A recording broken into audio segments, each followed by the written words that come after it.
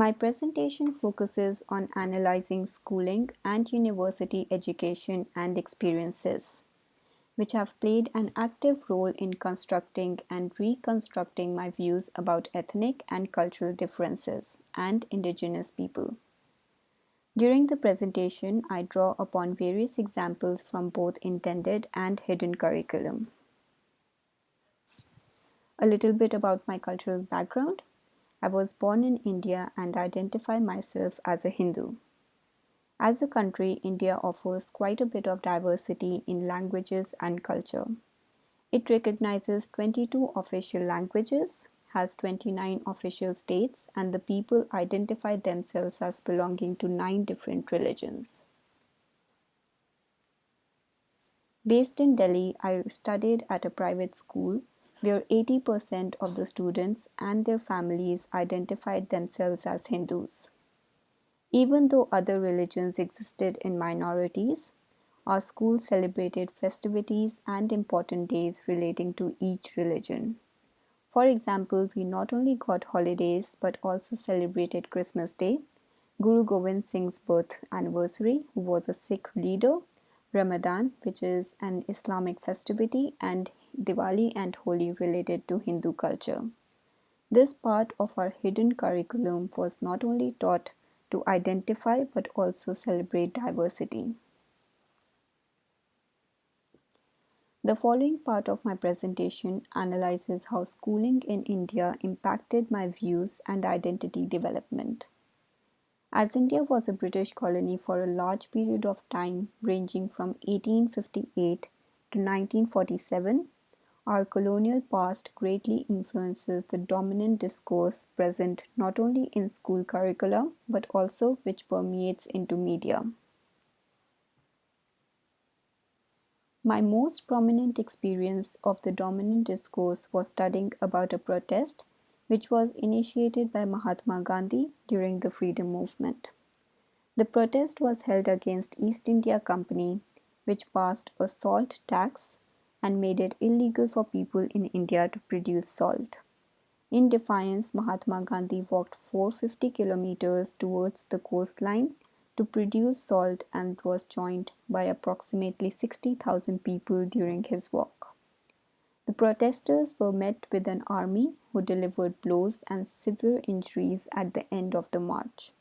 However, under Mahatma Gandhi's rule of non-violence, none of the protesters retaliated with aggression.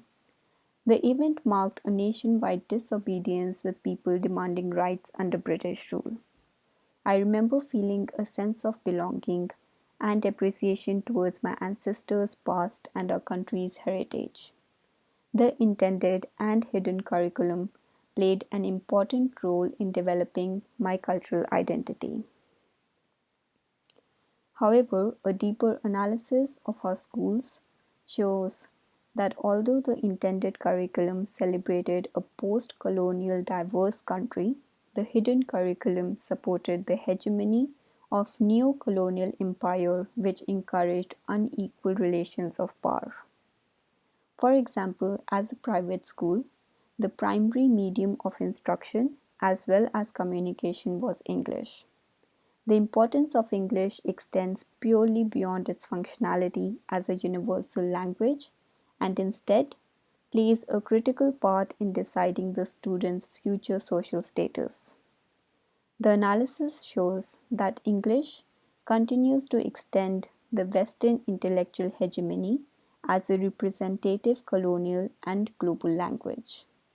The situation is replicated in countries like Malaysia and South Africa, where language of the empire has continued to carry cultural, economic, and symbolic capital even after decolonization. It is a common belief that English medium schools continue to produce political, economic, and academic elites, successfully maintaining a divide between rich and poor.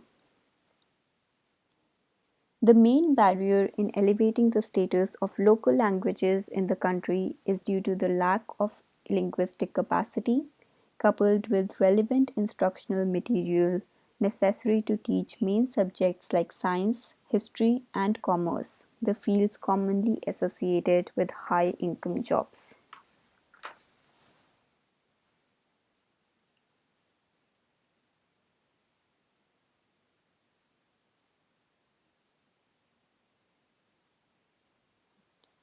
I came to Australia in 2012 to study bachelor's in business and accounting at Macquarie.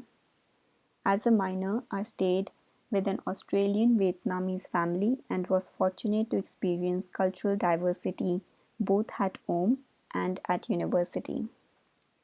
As an international student at Macquarie, I was fortunate to encounter not only a diverse population but also a diverse teaching staff.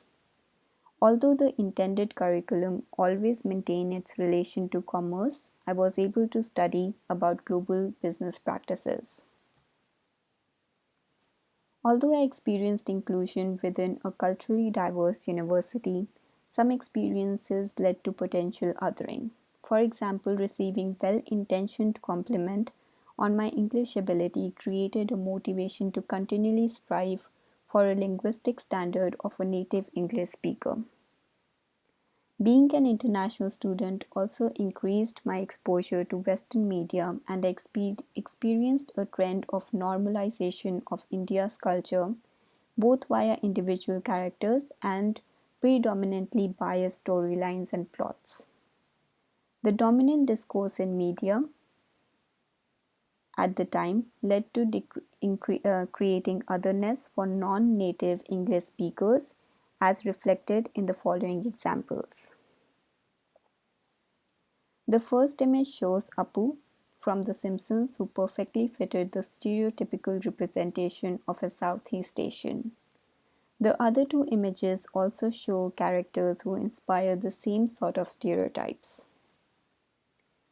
The normalization of India as a poverty-stricken country and a storyline of Western missionaries traveling to Asia to cultivate or civilize other population are constantly reproduced in media.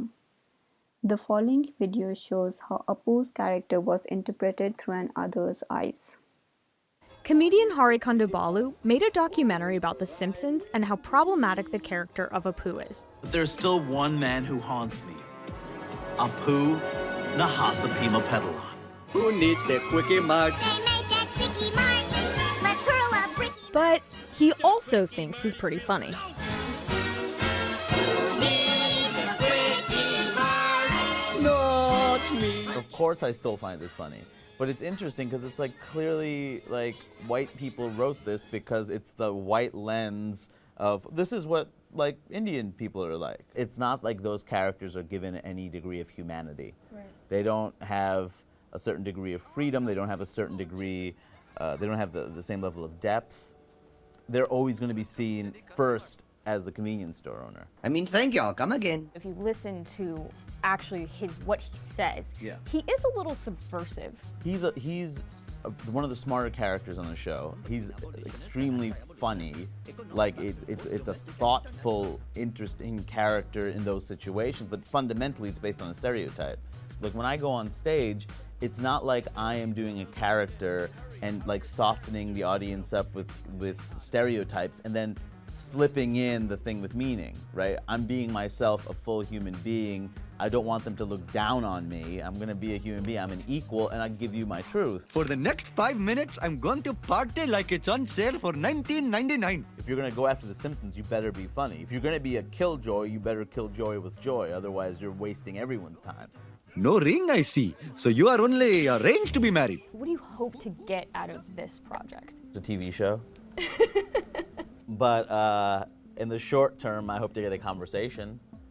I would immediately begin to talk this way, and it's like it's not tremendously accurate. It's a little stereotype. I'm like, nah, it's all right. If they change the storyline, if they tweak or drop the accent, can Hank Azaria still voice the character, or is that problematic? I mean, you can't change the accent, I don't think. And You don't think you can? It's been 30 years. So what can you do now that it's too late? I think that's the question. What is the best solution now? I'm just gonna stay for a second. I love the fact that this year, The Big Sick came out, and Hassan Minhaj's Homecoming King came out on Netflix, you know, and another season of Aziz's show and Mindy's show. It's like before it would have been like we already have the one, we already have the one.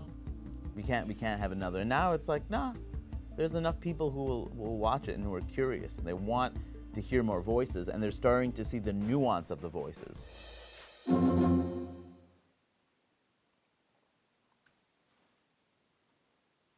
Unfortunately, at university, I gained little to no knowledge about Indigenous people and culture, both via intended and hidden curriculum.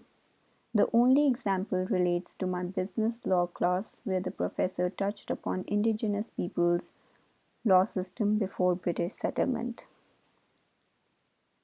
The following slide shows that the curriculum goes into detail on how Australia was ruled as a terra nullius, which meant that the indigenous law system was not recognized as existing and therefore overthrown. However, my views and knowledge on indigenous people was expanded when I joined ACU. The intended curriculum allowed me to understand the culture of indigenous people and their place and relevance in Australia's history. As part of being on the campus, I was also able to attend various talks. A particular one was given by a person of Aboriginal ancestry, and he recognized the importance of his culture and also accepting that the diversity in cultural views within oneself helps to cement cultural identity.